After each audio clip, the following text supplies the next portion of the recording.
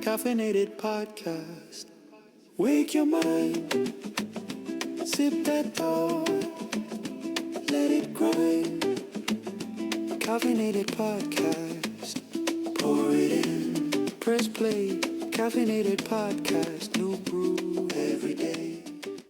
አቦል የሆኑ ዜናዎችን በዴልቲ ተዘጋጅቶ በካፍኔትድ ቴክ በኩል ይዘንላችሁ መጥተናል።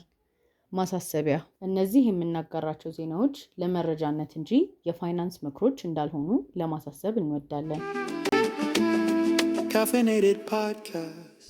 የኢትዮጵያ መዋለ ንዋዮች ኢሲኤክስ ባሳወቀው መሰረት በካፒታል ማርኬቱ ላይ ከፍተኛ የሆነ እንቅስቃሴ እድገት እያሳየ ሲሆን ይህም የሆነው ነዋይ በተሰኘው የንግድ ፕላትፎርም አማካኝነት ነው። ፕላትፎርሙም ከ19400 በላይ የተመዘገቡ ሰዎች ሲኖሩ ሰዎቹም ከፍተኛ የሆነ ፍላጎት እያሳዩ ይገኛሉ። በአሁን ሰዓትም ያሉ የንቁ ኢንቨስተሮች ቁጥር 650 የደረሰ መሆኑን አሳውቀዋል። ይህም የሚያሳየው በስቶክ ማርኬትና በብድር ዙሪያ ያለውን እውቅና ሲሆን ይህም የኢትዮጵያ ፋይናንስ ሴክተር ላይ ትልቅ እድገት እያሳየ መሆኑ ይታወቃል።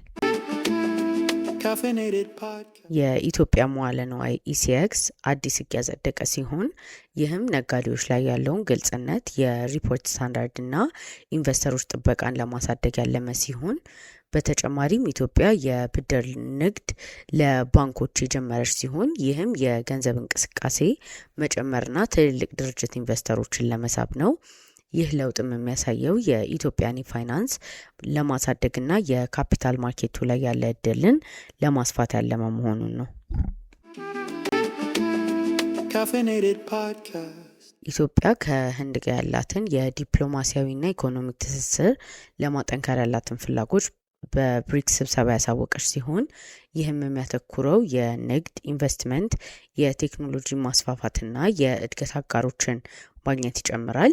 ይህም የኢትዮጵያ ሰፊ የሆነ ስትራቴጂ ከአገሮች ጋር የሚኖረውን ትስስርና ከብሪክስ ሀገራት የሚመጡ ኢንቨስተሮችን ለመቀበል ያላትን ፍላጎትም ያሳያል። ኢትዮጵያ 8.71 ቢሊዮን የአሜሪካ ዶላር ገቢ በመጀመሪያዎቹ 10 ወራት በዚህ ፊስካል ዓመት ያገኘች ሲሆን ይህም ከተለያዩ የኤክስፖርት ዘርፎች መሆኑን አሳውቀዋል። የመንግስት አመራሮችም ከፍተኛ የሆነ አስተዋጽኦ ያላቸው ሲሆን ይህም የግብርና ምርቶች፣ የኢንዱስትሪ ምርቶች እንዲሁም ያለውን ለውጥ እንዲፋጠንና እንዲያድግ በማድረግ ነው። ይህም የሚያሳየው ኢትዮጵያ በዓለም አቀፍ ገበያ ላይ በንቁነት እየሰራች መሆኑን ነው። ለዛሬ ያዝነውን ጨርሰናል። ቀጣይ ሳምንት ከእናንተ ቡና ከኛ ዜና ይዘን እንገናኛለን። እስከ ሳምንት ቸረን ሰንብት።